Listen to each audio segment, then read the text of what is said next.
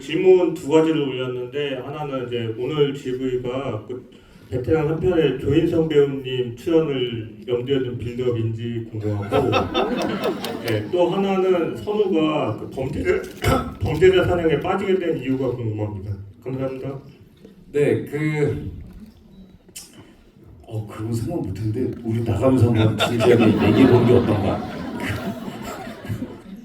베테랑 3편을 한 건 아니고요. 그냥 순수하게 그냥 우리 영화에 되게 가깝게 붙어서 자기 영화처럼 생각을 해준 사람이고 그리고 아무래도 이 롯데 월타가 지역구다 보니까 부르면 나올 것 같은 예감에 그래서 한 거였어요. 근데 나가면서 한번 진지하게 얘기해 보겠습니다. 사실 두 번째 질문에 답을 해드리자면 진행을 하던 여러 버전, 제가 시나리오를 초고에서부터 이 완성고가 나올 때까지 심지어 후반 작업을 하면서도 대본을 계속 손을 보는 타입이거든요. 그래서 같이 일하는 사람들이 좀 피곤해하는데 초창기 버전에 정혜인 배우 캐스팅을 하고 난 직후에 이 박선우가 왜 해치가 되는가에 대한 과정이 있는 전사가 있는 버전이 한 번 있었어요. 근데 어떻게 해도 그러니까 제가 그것을 사실 그 버전을 누락시킨 이유는 일단 첫 번째 1편이 워낙 이제 성공을 해서 그 악당에 대한 그 인기가 높았지만 이것은 이제 베테랑이라는 시리즈잖아요. 그러니까 이 시리즈의 주인공은 사실은 저한테 중요한 인물은 서도철이었어요.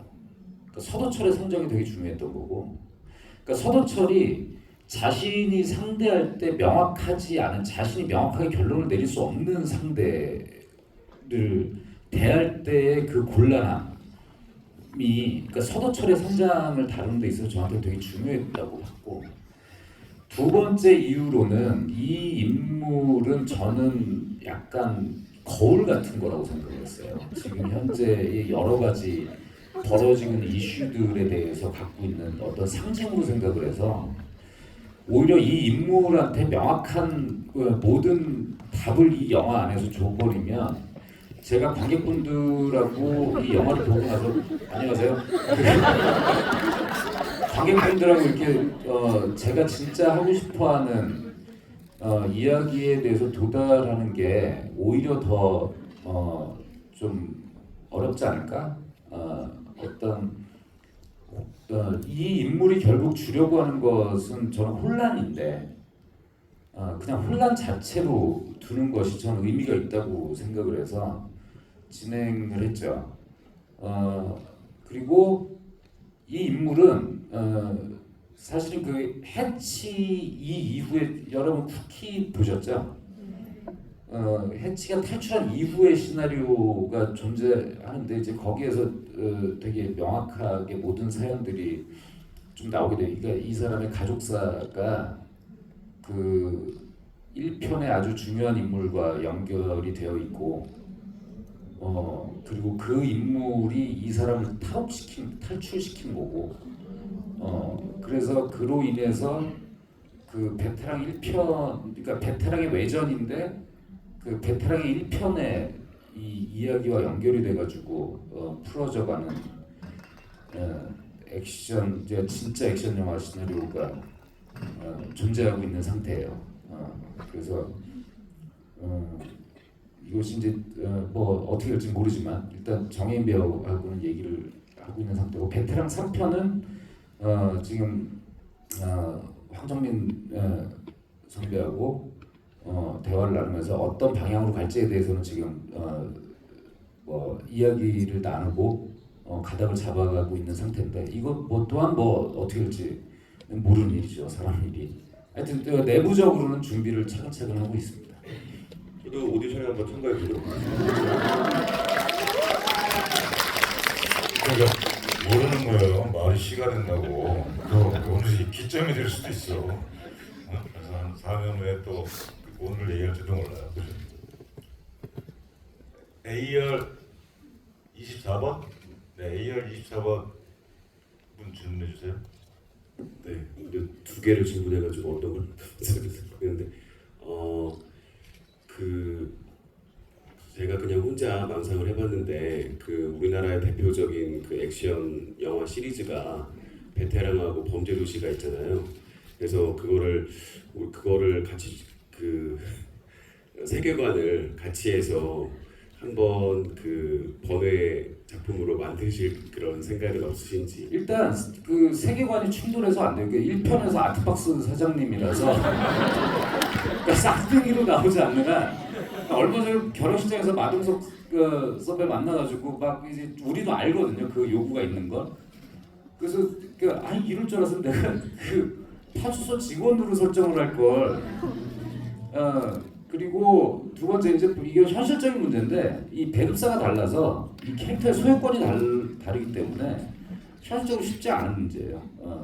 그 뭐 이렇게 재밌는 기획이긴 한데 그래서 뭐 그 저희와 이제 친한 그 이 저 강풀 작가가 예전에 강풀 작가가 가지고 있었던 그 이 아이디어 중에 그게 있었거든요. 그 인정사정 볼 것 없다의 우영구 형사하고 그 공공의 적의 강철중하고가 콜라보를 해가지고 하는 한 10년도 더 된 아이디어였는데 뭐 이제 그런 식의 이건 영화 팬들한테는 사실 굉장히 큰 재미잖아요. 근데 뭐 마동 선배하고 이제 그런 얘기를 했었는데 뭐 사람 일이니까 가능할 수도 있고 또 안 될 수도 있고 뭐 그렇습니다. 어디 약속 있으신 거예요? 식사 맛있게 하시고요. 예. 반갑습니다. 맛있게 드세요. 한 번씩 나갈 때마다 1분 단축한다고 협박을 해요. 자, 지열 25번 분 질문해 주세요.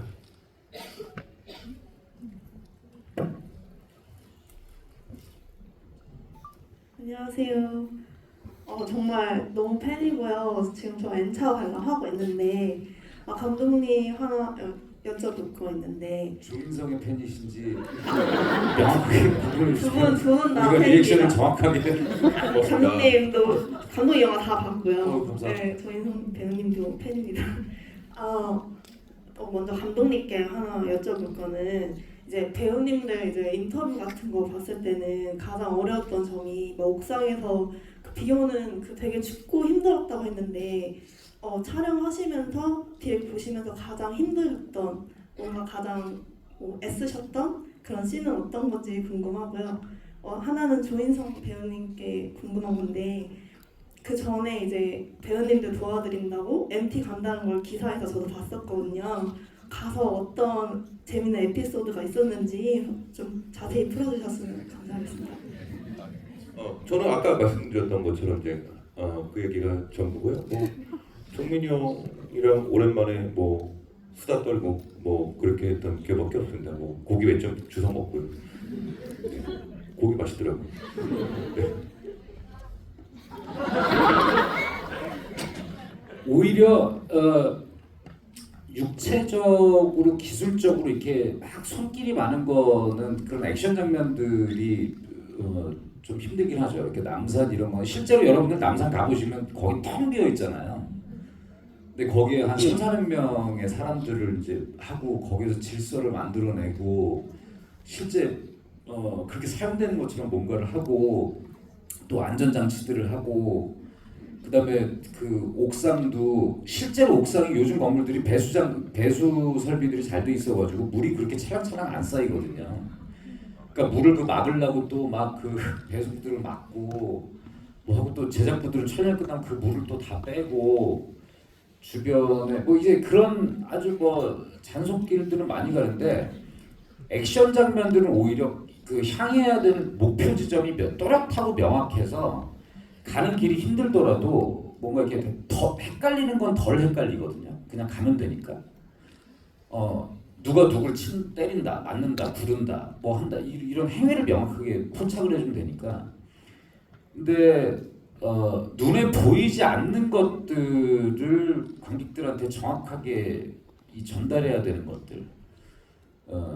이제 많은 부분이 이게 심리를 묘사해야 되는 부분들이나 우리 영화에서 가장 좀 그 황정민 배우도 그렇고 저도 그렇고 애를 먹었던 것이 국가수에 갔다 와가지고 그 이거 지금 민가문이 진범이라고 밝히면 안 된다고 해서 이제 자기가 잡아온 증거를 가지고 이제 쭉 설명하는 좀 긴 시간의 장면이 있는데 그 장면이 되게 애를 먹었어요. 그러니까 공간도 딱 한정된 공간에서 이루어지고 오히려 단둘이 대화하는 장면도 아니고 여러 사람들이 있고 그 제한된 공간에서 어떻게 하면 그 대화의 맥락에 따라서 계속 이걸 그 대화의 내용을 진행을 시켜줘야 되니까 환경들을 바꾸는 블로킹도 만들어줘야 되고 근데 이것이 너무 번잡하면 대화에 집중이 안 되니까 그 내용을 전달할 수 있는 최적의 포지션들을 잡아줘야 되고 그 대사가 또 되게 기니까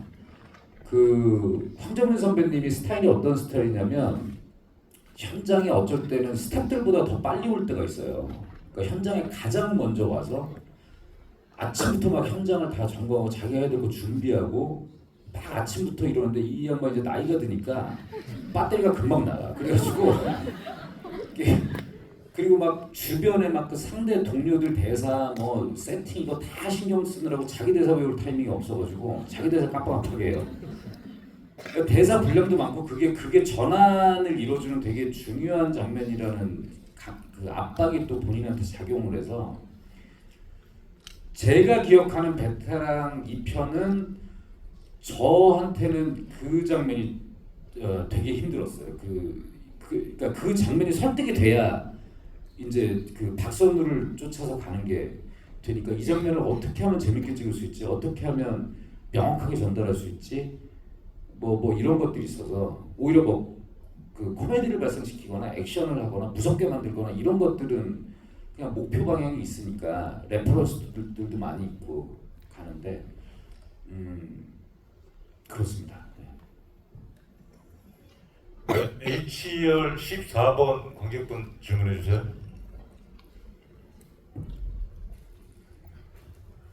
안녕하세요. 네, 전 베테랑 두 번째 봤는데요. 잘 봤고요. 저 아까 조인성 배우님한테 질문 남겼었는데 만일 베테랑 3가 이제 만들어져서 이제 캐스팅 수락을 하신다면은 서도철과 같이 되게 몸은 많이 힘들지만 정의로운 캐릭터 대 이제 몸 하나도 안 힘든 빌런 중에 어떤 걸 생각하시고 싶으신지. 몸은 안 힘들어야 되는 것 같아요. 왜냐면 아까 질문했던 연장선으로 감독님의 이제 연출자로서는 그런 씬들이 더 브로킹이라든지 뭔가 템포라든지 연출관이 그렇게 구분할 수 있겠지만 배우는 그 비 오는 날 그 액션 씬을 보면서 겨울이잖아요. 겨울에 또 물도 찰랑찰랑 있잖아요. 그러면 뭐 나름대로 안에 수트를 뭐 입는 방안도 있고 뭐 여러 가지 방안이 있습니다. 근데 정말 죽을 것 같아요. 왜냐면 살수차로 뿌리거나 그러면 이게 겨울이다 보면 이렇게 약간 얼굴을 베는 듯한 느낌도 들고 그리고 이제 물도 어딘가에 새고 이러면 이 뜨거운 물로 잠깐 들어갔다가 다시 나오거나 뭐 여러 가지 방법들이 있는데 그 참 육체적으로 화를 다스리는 방법에 대해서 여러 가지 이제 생각을 합니다. 손가락을 한 번씩 눌러본다든가 허벅지를 한 번씩 꼬집어 본다든가 근데 그게 그 화가 다른 거에 대한 화가 아니고 그냥 살려고 하는 거거든요. 그러니까 인간이 극한으로 이렇게 몰리면 이렇게 살아야 되겠다라고 하면 그 화가 나요.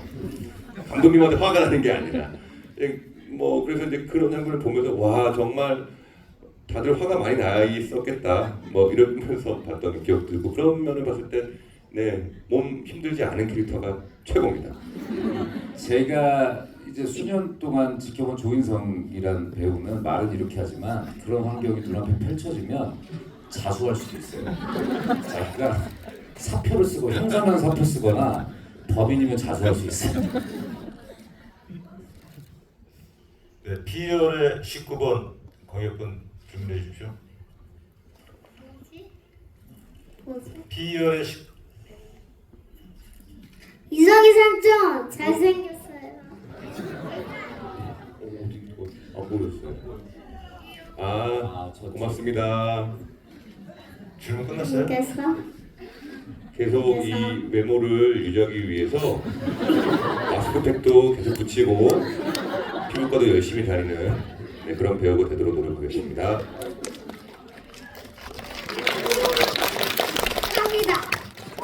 저도요. 박수 한번 크게 해주세요.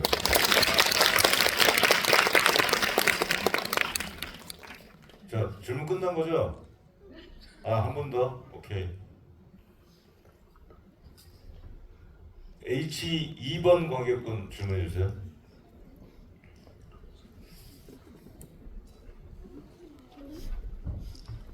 계단 조심하세요.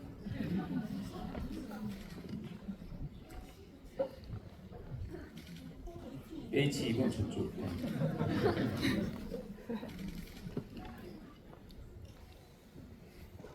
저 우선 유승환 감독님의 영화를 너무 사랑하고요.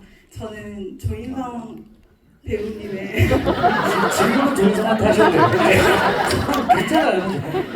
사실 저는 베테랑도 2회차 관람이라 유승환 그 감독님의 아주 팬이지만 네, 알아요. 네네네. 하셔도 돼요. 비춰줘서 돼요.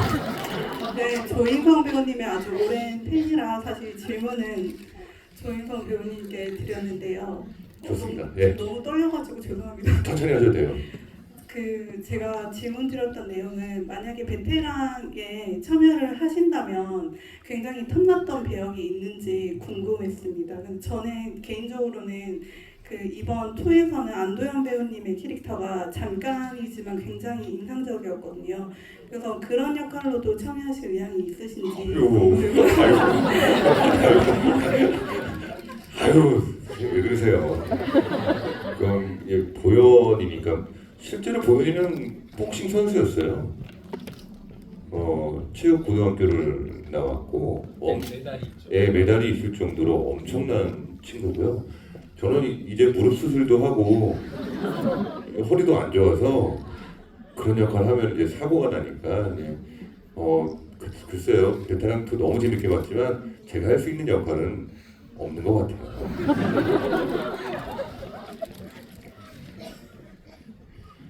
네, 이제 뭐 가실 분들 계속 가시고 그러니까 이제 우리 마무리 해야 될 것 같아요.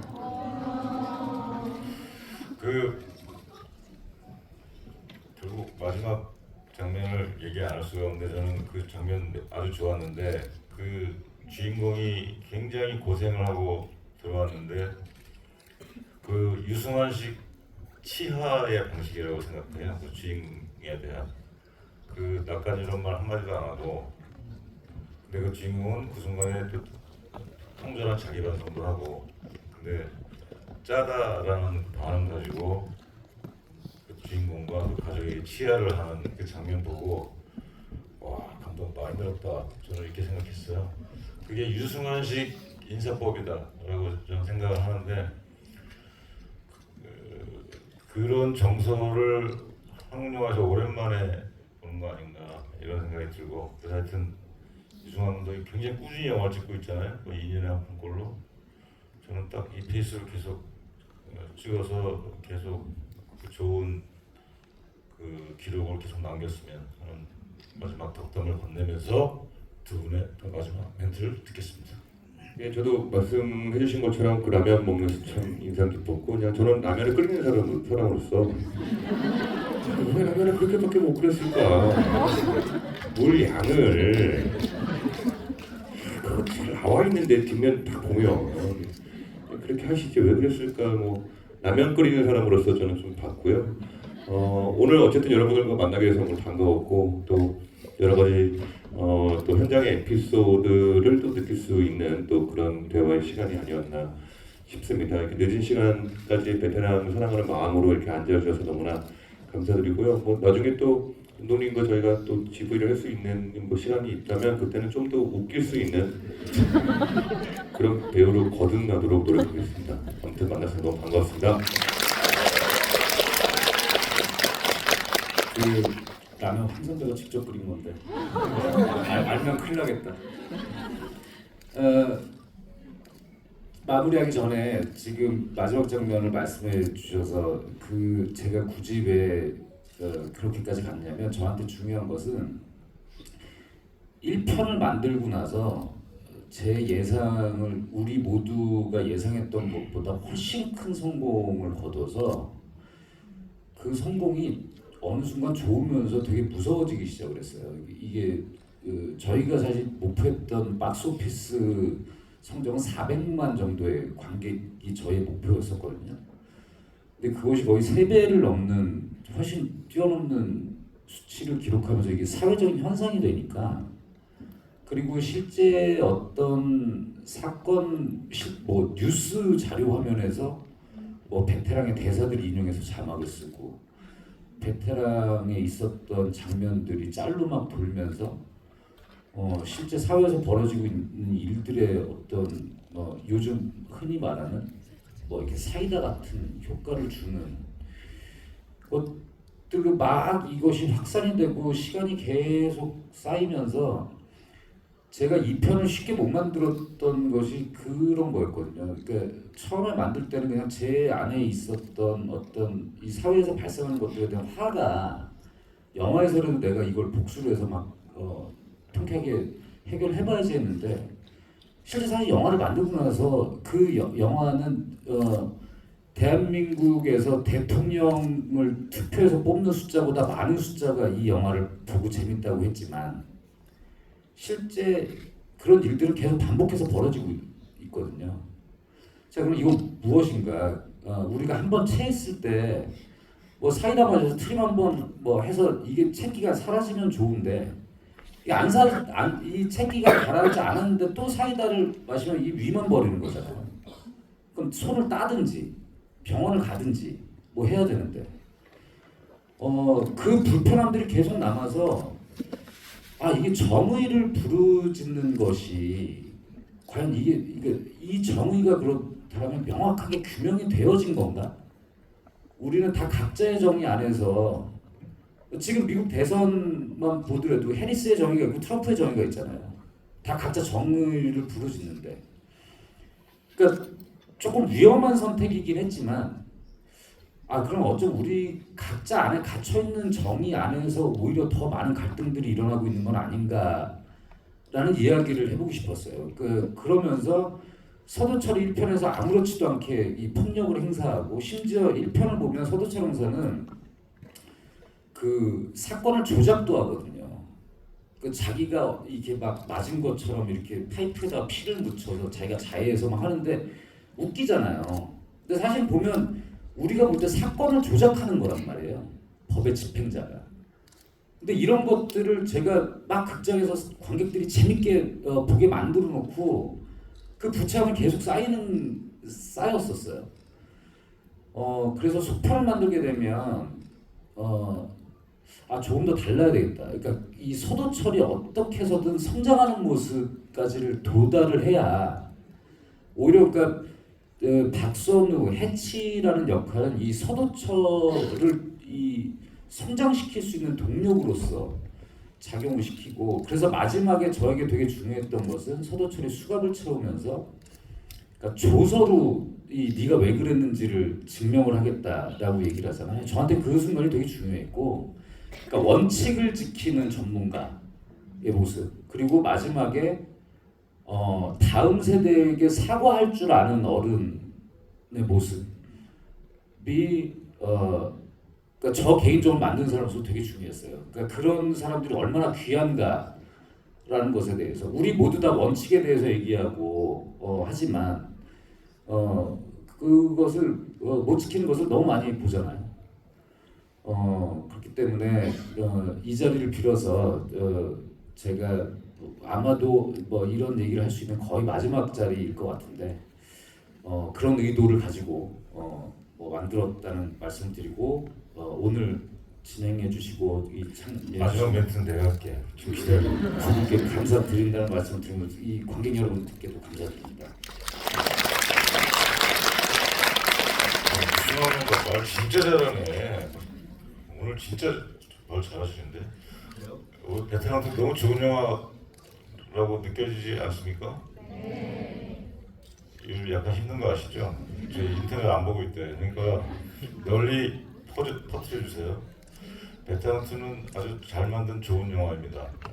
그리고 습관인데 유승환 감독이 아까 저 잠깐 들어오기 전에 화장실에서 이렇게 뭐랬는지 알아요? 다음 영화 진짜 죽일 것 같아요. 맨날 그래. 지금 영화 끝나고 다음 영화 진짜 죽일 것 같아요. 뭐 이런데 이 두 분이 같이 하는 걸로 알고 있어요. 우리 언젠가는 한 3년 후, 2년 후 다시 한번 만납시다. 좋은 결과를 갖고 오늘 이 자리를 기억하면서 한번 또 다시 좋은 영화로 만나실래요? 네. 좋습니다. 그날 기약하면서 오늘 여기까지 하고 끝내겠습니다. 고맙습니다.